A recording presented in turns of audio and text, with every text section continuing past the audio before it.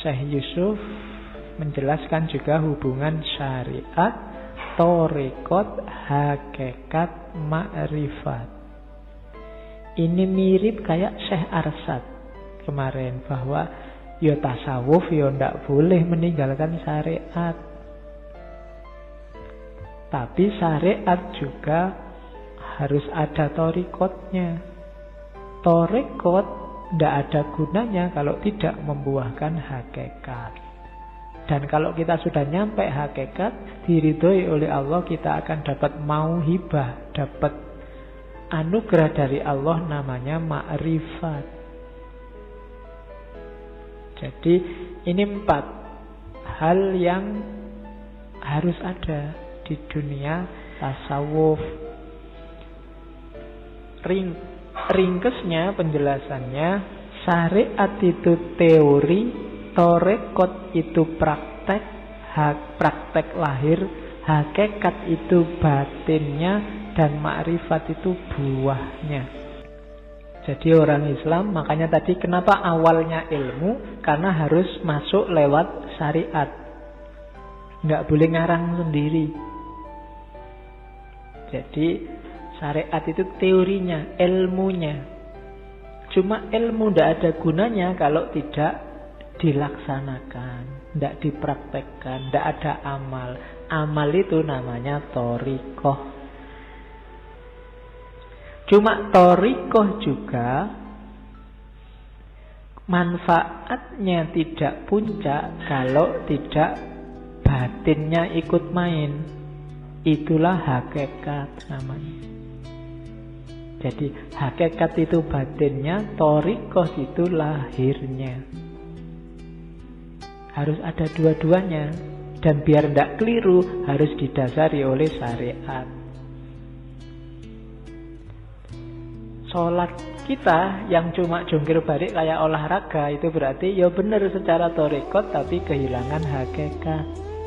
Itu yang bikin orang rajin sholat tapi korupsi ya rajin. Kamu ya sholat tahajud tapi ya sok-sok download film gituan. Lu thariqatmu bener cuma nggak nemu hakikat. Kan Al-Quran bilang, barang siapa sholatnya benar, inna sholata tanha anil fasya' wal munkar. Kalau fasya' wal munkarnya masih rajin, sholatnya juga rajin, itu bukan berarti terus jangan-jangan sholatnya nggak keliru, nggak ada gunanya. Enggak, sholatnya benar, cuma nggak masuk ke ranah hakikat. Kurang tinggi levelnya, kehilangan batinnya. Padahal Allah nyuruh apa saja, itu pasti ada nilai batinnya, nilai hakikinya. Kalau hanya syariat sama thariqat, ibadah itu lahirnya kayak olahraga. Yo kamu sholat malam, kamu tahajud, kamu sholat duha, kamu ini kayak olahraga cuma gerak badan, tidak ketemu rahasianya. Hakikat itu rahasianya. Ketika sholat membikin kamu, dengan sholat ini batinku tentram, tidak butuh lagi perbuatan faksya wal mungkar, semakin dekat sama Allah, itulah hakikat. Tapi kalau sholatmu nggak ada rasanya sama sekali, dan sholatmu tidak bikin kamu tercegah dari faksya wal mungkar, ya berarti belum ketemu hakikat. Batinnya tidak ikut sholat, yang sholat cuma lahirnya. Batinnya tidak ikut puasa, yang puasa cuma lahirnya.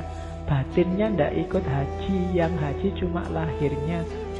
Haji bolak-balik, umroh bolak-balik, tetap batinnya masih tidak berubah. Haji itu kan pelajaran luar biasa untuk egalitarianisme, meninggalkan dunia demi akhirat. Kalau ada orang sudah haji kok masih kedunyan, bahasa Jawa ini kan kedunyan. Kedunyan itu orientasinya masih dunia. Yang diberarti masih dunia, berarti hajinya masih hanya formalitas. Nah itu berarti apa? Belum ketemu hakikat. Harus masuk ke hakikat. Kalau syariat thariqat hakikat lengkap dan Allah meridhoi, Allah akan ngasih kita akhwal namanya ma'rifat. Ma'rifat itu bahasa letternya pengetahuan yang oleh teman-teman dari tradisi Sufisme Syiah disebut irfan. Jadi Allah akan menganugerahi kita tentang wawasan, kedalaman, kebenaran, rahasia kehidupan. Itu namanya ma'rifat.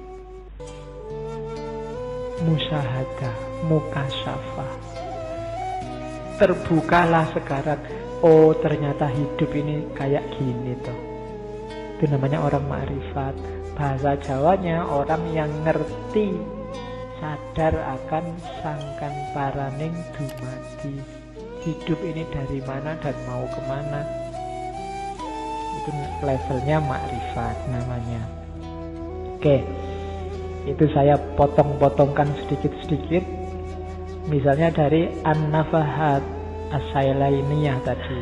Syariat itu jalan terang, jalan yang baik.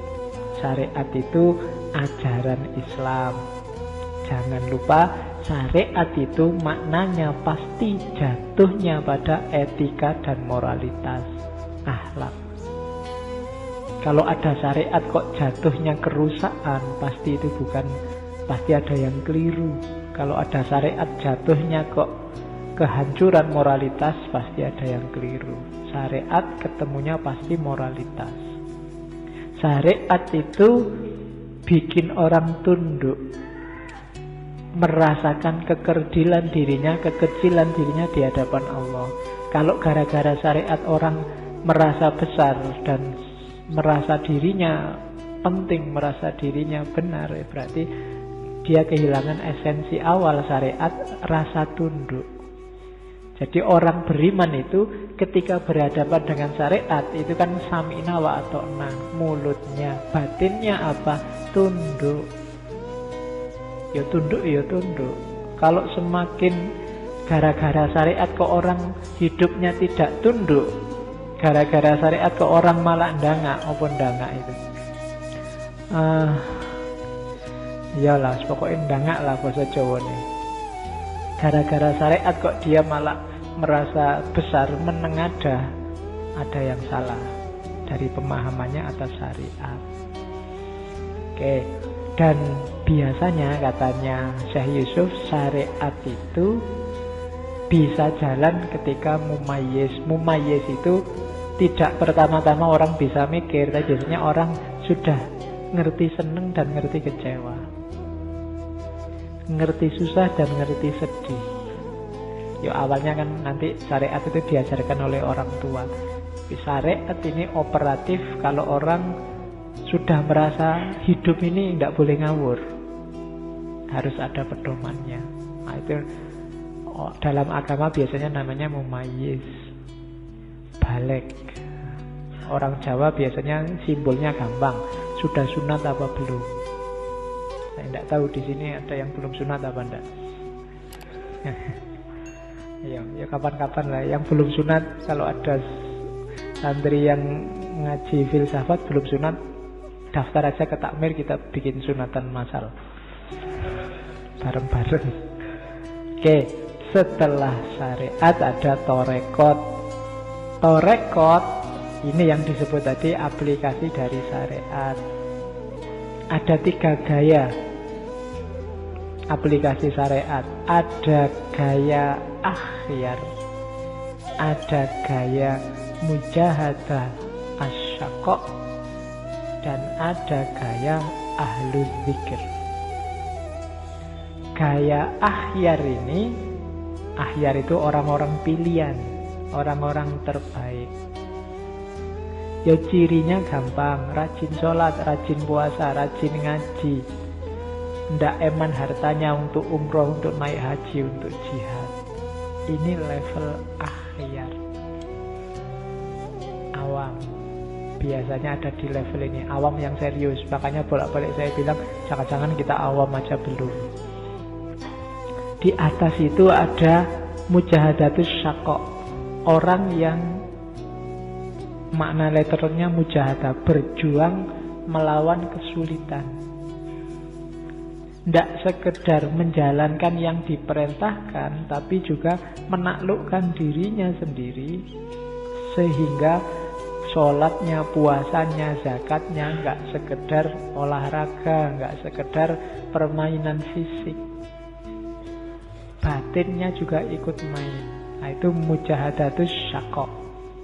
Yang ketiga, ahlu dzikir. Kalau ahlu dzikir ini orang yang sudah hanya Allah satu-satunya, orang yang kasyaf, itu ahlu dzikir. Para wali yang kita ceritakan ini kan ada di level ahlu dzikir. Kalau mujahadatus syaqqa ini orang-orang yang sedang menapai makom-makom, yang menuju ahlu dzikir. Jadi level rendahnya ahlul akhyar, orang-orang terpilih. Orang-orang ini kalau naik kelas, dia masuk ke level mujahadatus syaqqa. Kalau naik kelas lagi, dia masuk ahlu dzikir.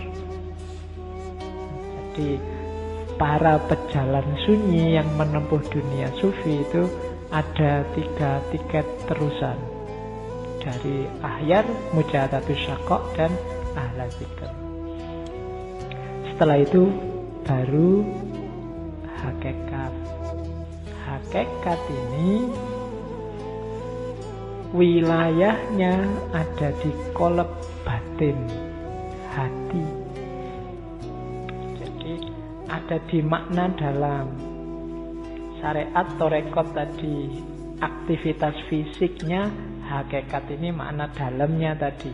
Itu narasi-narasi dari kitabnya tadi. Hati itu unsur utama. Ibaratnya air dalam bejana, air di dalam wadah.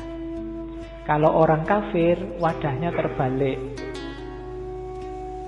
Jadi ya tidak bisa dimasuki hikmah, tidak bisa dimasuki cahayanya Allah. Seandainya dia sholat, ya sholatnya nggak ada nilainya. Ada orang munafik. Orang munafik itu kayak orang yang wadahnya pecah. Jadi sholat sih mungkin, tapi airnya merembes keluar, tidak ngefek dalam hidupnya. Tiwas capek-capek diisi air, airnya merembes keluar. Itu orang munafik. Kemudian orang beriman. Ya, orang beriman ini ya yang wadahnya masih utuh, bisa menampung apa saja. Ibadah-ibadah lahir batin bisa ditampung di situ semua. Ini untuk hakikat batinnya. Ini kalimat yang terkenal dari Syekh Yusuf Makassar. Kullu syari'atin bila haqiqah batilah, wa kullu haqiqatin bila syari'atin atilah. Setiap syariat tanpa hakikat itu batilah. Jadi aktivitas fisik saja tanpa batin itu batal. Batal itu berarti nggak ada nilainya. Wa kullu haqiqatin bila syariah atilah. Dan setiap hakikat, setiap makna batin tapi tidak diawali dari syariat itu atilah. Atilah itu kosong. Kan ada nanti tradisi-tradisi, budaya-budaya, wis sing penting atine eling terus ning Gusti Allah. Sembayang gampang, nek sempet ya salat, nek ora ya ndak. Nah, itu bila syariah. Kalau bila syariah atilah. Tapi syariah saja bila hakikat batilah. Dua-duanya harus ada. Bahkan nanti di kalimatnya yang lain, man tafaqqaha walam yatasawwaf faqad tafassaqa, wa man tasawwafa walam yatafaqqaha faqad tazandaqa, wa man tafaqqaha wa tasawwafa faqad tahaqqaqa. Barang siapa tafaqquh itu berfikih, menjalani agama, menjalankan ibadah fikih, walam yatasawwaf, tapi tidak bertasawuf, tidak bersufi, sehingga hanya dapat lahirnya saja, faqad tafassaqa, maka dia kayak orang fasik. fikih tok, lahir ndak ada batinnya. Orang fasik itu ya kayak orang yang fasik itu kan melakukan dosa. Lahirnya sih benar tapi batinnya melenceng. Sahadat sih tapi perilakunya rusak, itu tafasako. Wa man tasawwafa wa lam yatafaqqah faqad tazandaqah. Tapi barang siapa yang bertasawuf, tiap hari riyadoan, tiap hari nyepi tirakatan, walam yatafaqqah, tapi tidak berfikih, tidak menjalankan syariat, faqad tazandaqah, maka dia termasuk kelompok zindik. Zindik itu merusak agama. Jadi identitas keagamaanmu akan rusak, lama-lama hilang kalau hanya tasawuf saja tanpa fikih, tanpa syariah. Wa man tafaqqaha wa tasawwafa faqad tahaqqaqa. Tapi kalau imbang, ya berfikih, ya bertasawuf, maka dia tahaqqaq. Itulah jalan yang benar. Jadi tidak boleh sufi aja anti fikih, atau fikih saja anti sufi. Dua-duanya harus imbang. Fikih tanpa tasawuf itu lahir tanpa batin. Lahir tanpa batin itu fasik. Tasawuf tanpa fikih itu batin tanpa lahir, itu zindik. Dua-duanya harus ada. Baru setelah itu ada makrifat, pemberian Allah. Diberi oleh Allah anugerah namanya makrifat. Awas keliru katanya Syekh Yusuf, makrifat itu ada dua jenis. Ada makrifat umum, ada makrifat khusus. Nah, yang tasawuf ini yang makrifat khusus itu. Makrifat itu apa? Yang khusus ini masuk ke makom musyahadah. Kalau yang umum itu masuk ke makom iman, mengakui. Kita kan nggak ngerti sendiri, tidak mengalami langsung, tapi percaya saja pada Allah dan Islam. Tapi orang yang makrifat khusus tidak cuma percaya. Kalau percaya itu kan tidak ngerti, tidak paham, ya terus percaya. Tapi kalau makrifat yang dikasih oleh Allah untuk para sufi itu menyaksikan, makanya namanya musyahadah.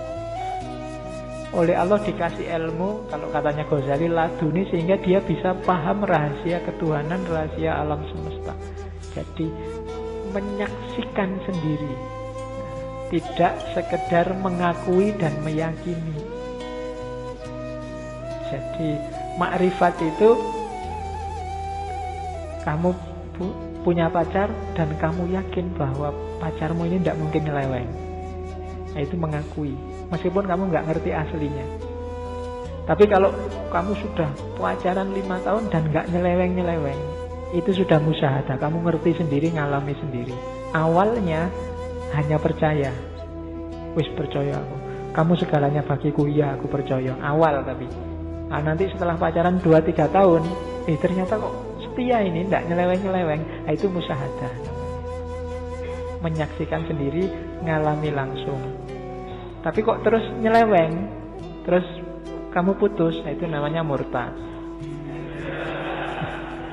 Ya. Atau selingkuh, nah itu namanya syirik.